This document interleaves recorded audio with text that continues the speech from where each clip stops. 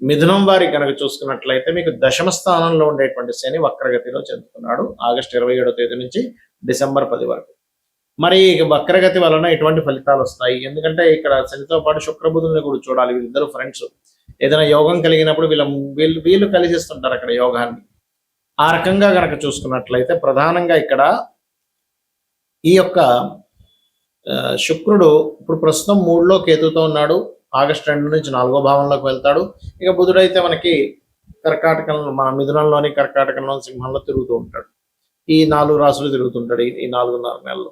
అయితే ఈ యొక్క గ్రహస్థితి వలన ఎటువంటి ఫలితాలు వస్తాయి, మీ జన్మజాతకంలో కనుక ఏదైనా గ్రహం వక్రించినట్లయితే ఎటువంటి ఫలితాలు వస్తాయి అనేటువంటి అంశాలు చెప్తుంది నేనైనప్పటికీ చెప్పిస్తుంది సాక్షాత్ లలిత అమ్మవారిగా భావిస్తూ ఆ లలితాంబిక అమ్మవారి యొక్క అనుగ్రహం మీకు పరిపూర్ణంగా కలగాలని మనస్ఫూర్తిగా కోరుకుంటూ, ఇక్కడ ఉద్యోగం విషయంలో మార్పులు చూపిస్తున్నాయి వక్రగతి వలన.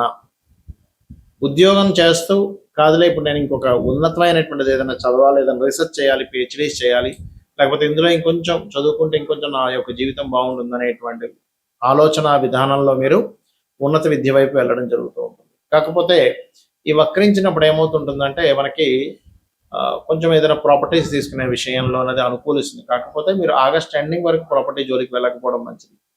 శుక్రుడు 3లో ఉన్నాడు కేతువుతో కలిసి. మధ్యవర్తిత్వంగా ఉండడం, స్త్రీలతో ఏదైనా మాట్లాడేటప్పుడు, లేకపోతే కూతురు వరుస వారితోని, లేకపోతే చెల్లి వరుస వారితోని ఏదైనా మాట్లాడేటప్పుడు అది కొంచెం జాగ్రత్తగా ఉండాలి.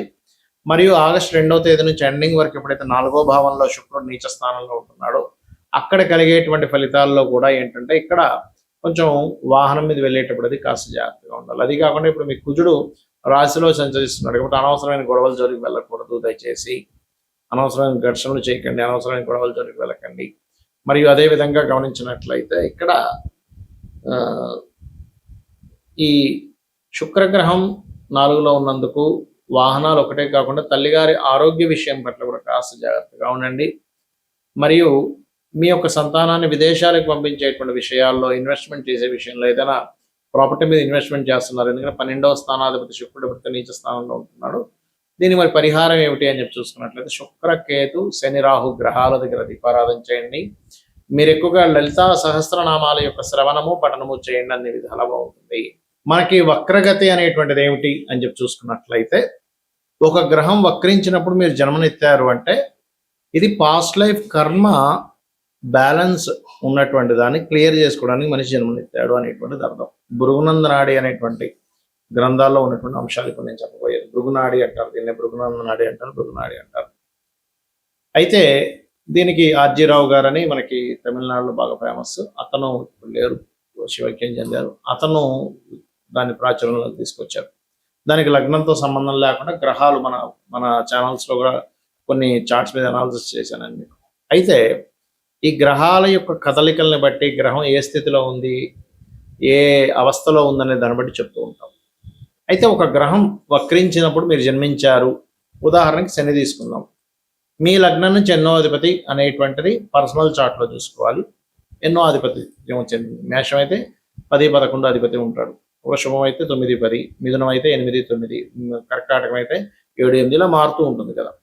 అలాగా ఎవరికైనా జన్మజాతకంలో మీ పర్సనల్ చార్ట్లో శని కనుక వక్రి రెట్రో అని ఉంటుంది ఇంగ్లీష్లో. అయితే అలా ఉన్నప్పుడు మీరు అర్థం చేసుకోవాల్సింది ఏంటంటే మీరు ఉన్న ప్రదేశంలో మీరు ఎంత కెరియర్ పరంగా ఎన్ని ప్రయత్నాలు చేస్తున్నా మీ కెరియర్ ఎదగట్లేదు అంటే మీరు అర్థం చేసుకోవాల్సింది ప్రదేశం మారితే మీ కెరియర్ ఎదుగుతుంది. అయితే ఇక్కడ ఒక చిన్న కండిషన్ ఏమిటంటే మనం ఇప్పుడు చెప్పుకోబోయేటువంటి గ్రహాల్లో ముఖ్యంగా శని, గురువు, బుధుడు, శుక్రుడు, కుజుడు 5 గ్రహాలే. రవిచంద్రులు ఎప్పుడు వక్రించరు, రాహుకేతువులు అయితే ఎప్పుడు వక్రించే ఉంటాయి. అయితే ఈ 5 గ్రహాల గురించి మనం మాట్లాడుకునేటప్పుడు ఒక చిన్న కండిషన్ అక్కడ ఒకటి చెప్తాం. ఏ భావంలో అయితే శని వక్రించాడో దాని వెనక రాశి ఫలితాలు ఎక్కువగా ఇస్తూ ఉంటాడు. అయితే అది 15 డిగ్రీలు లోపలైతే ఇంకా ఎక్కువ ఫలితాలు ఉంటాయి, 15 డిగ్రీలు దాటితే తక్కువ ఫలితాలు ఉంటాయి. ఇది ప్రధానంగా గుర్తుపెట్టుకోండి ఉన్న రాశిలో వక్రించినప్పుడు. అలాగే రెండవ పాయింట్ ఏంటంటే వెనక రాశి నుంచి, అంటే ఉదాహరణకి మిథునంలో ఉండగా వక్రించాడు అనుకుందాం కాసేపు. వక్రించినప్పుడు మిథునానికి వెనక రాశి ఏంటి? వృషభం అవుతుంది. వృషభము అక్కడి నుంచి కోణస్థానాలు అంటే మకరము, కన్య, ఈ రాశుల్లో ఏ గ్రహాలు ఉన్నాయి అనేటువంటి చూసుకోవాలి. ఎందుకంటే వక్రించిన శని 159 యాక్సెస్ లో ఏ గ్రహాలు ఉన్నాయో ఆ ఎనర్జీస్తో అది పనిచేస్తూ ఉంటుంది. కాబట్టి అక్కడ పాపగ్రహం ఉందా, శుభగ్రహం ఉందా? ఎందుకంటే ఒక్కొక్కసారి మారడం వల్ల కొన్ని ఇబ్బందులు పడతాం కొంతమంది, ఎందుకు వెనకాతల పాపగ్రహాలు ఉన్నప్పుడు. అలా కాకుండా మారకుండా ఉంటే బాగుంటుంది అన్నప్పుడు ఇక్కడ ఉన్న ప్లేస్లోనే శుభగ్రహం. అంటే ఏంటి, కొన్నిసార్లు ఏమవుతుంది మన లైఫ్లో మంచి అవకాశం వదులుకొని వెళ్ళిపోయాడండి, అక్కడికి వెళ్ళి ఇబ్బంది పడుతున్నాడండి అంటారు. లేదా మరి కొంతమందికి అబ్బాయి ఇక్కడ చాలా ఇబ్బంది పడ్డాడండి, వెళ్ళిపోవడం చాలా మంచిదైందని చాలా మంచి అవకాశాలు వచ్చాయంటారు. అంటే మన జన్మ జాతకంలో శని వక్రించాడు అంటే దాని అర్థం మనం పాస్ట్ లైఫ్లో కొంత కర్మ బ్యాలెన్స్ ఉంది. ఏమిటది? ప్రొఫెషనల్ రిలేటెడ్ కర్మ బ్యాలెన్స్ ఉంది. ప్లేస్ చేంజ్ అయితే బాగుంటుంది అనే విషయం మీరు అర్థం చేసుకోవాలి. ఇక జీవుడు విషయం కనుక తీసుకుంటే, అంటే గురుగ్రహం కనుక వక్రించండి మీ జాతకంలో అంటే ఫస్ట్ ఆఫ్ ఆల్ మీరు దాన్ని స్పిరిచువల్గా ఆధ్యాత్మిక సంబంధించిన దేవతా సంబంధించిన బ్యాలెన్స్ ఉన్నారు మీరు. ఆ బ్యాలెన్స్ ఉన్నందుకు మీకు చూడండి విపరీతమైన భక్తి. అయితే అదేంటి, వక్రించిన గ్రహం దేంతో కనెక్ట్ అవుతుంది వచ్చి అనేటువంటి చూడాలి. ఆ బ్యాలెన్స్ ఏదైతే ఉందో దాన్ని క్లియర్ చేసుకోవడానికి పుట్టాడు జీవుడు. అందుకని ఎక్కువ చాలా మంది గురువు వక్రించి కనుక కేతుతో సంబంధాలు కలిగినప్పుడు వాళ్ళు ఏంటి ఎక్కువ దేవతా ఆరాధన చేయడము, మనసు నిండా ఎప్పుడు చూసినా సరే మనసులో దేవతా ఆరాధన ఉండడం, అదేవిధంగా క్షేత్రాలకు వెళ్ళడం, ఎటువంటి మాసం వచ్చినా ఆ మాసంలో ఉండేటువంటి ప్రత్యేకత ఏంటని చేయడం, లేకపోతే అనుక్షణము అలా చేయకపోయినా ఏదో ఒక నిత్య దేవతారాధనలో నిష్టగా చేయడం లాంటివి జరుగుతూ ఉంటాయి. వీళ్ళేంటి అంటే గురువు వక్రగతి కాబట్టి స్పిరిచువల్ రిలేటెడ్ ఏదో బ్యాలెన్స్ ఉంది అని అర్థం చేసుకోగలగాలి. అదేవిధంగా సంతానం సంబంధించిన విషయాలు కూడా ఉంటాయి అందులో. ఇక మూడో విషయం శుక్రుడు కనుక ఎవరికైనా వక్రించాడు అంటే మీరు సిస్టర్స్కి లేకపోతే జీవిత భాగస్వామికి సంథింగ్ బ్యాలెన్స్ ఉన్నారు, అంటే ఏదో కర్మ బ్యాలెన్స్ ఉంది. వివాహ సంబంధించిన విషయంలో వెనక్కి వెళ్తూ ఉంటాయి సంబంధాలు అనుకుంటున్నా కానీ ఆ రకంగా మీకు ఇబ్బంది అనేటువంటిది కలుగుతూ ఉంటుంది. అయితే ఇక్కడ శుక్రుడు కనుక మంచి గ్రహాలతో కలిసాడు వెనక్కి వెళ్ళి, అప్పుడు ఖచ్చితంగా బాగుంటుంది, దానిలో ఎటువంటి సందేహం లేదు. అలా కాకుండా వెనక్కి వెళ్ళి వక్రించినప్పుడు ఆ శుక్రుడు అక్కడ మళ్ళీ పాపగ్రహాలు ఉంటే దానివల్ల ఏమవుతుంది అంటే ఫస్ట్ ఒక మంచి సంబంధం రావాల్సింది మిస్ అయిపోయిందండి, తర్వాత అది మిస్ అయిపోయిందని ఇంకో సంబంధం చేసుకున్నాం ఏదో ఆవేశంలో ఇబ్బంది పడదామని చెప్తూ ఉంటారు ఆ రకంగా. ఇక బుధుడు వక్రిస్తే నాలెడ్జ్ షేర్ చేయాలి.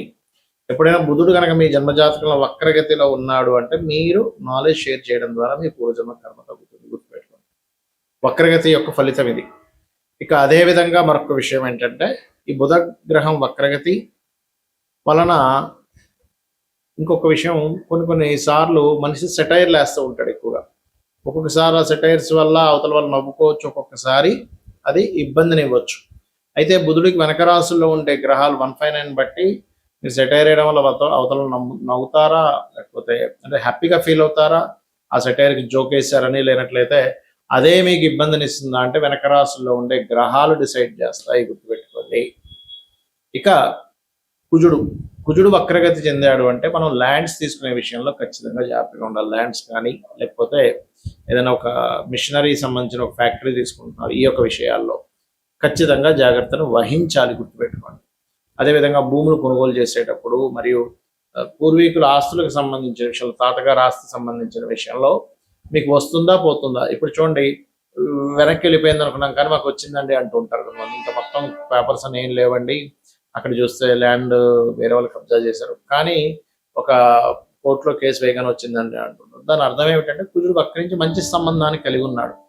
అలా కాకుండా వక్రగతి చెంది పాపగ్రహ సంబంధం కలిగితే మీకు ఎట్టి పరిస్థితుల్లో భూమి రాదు.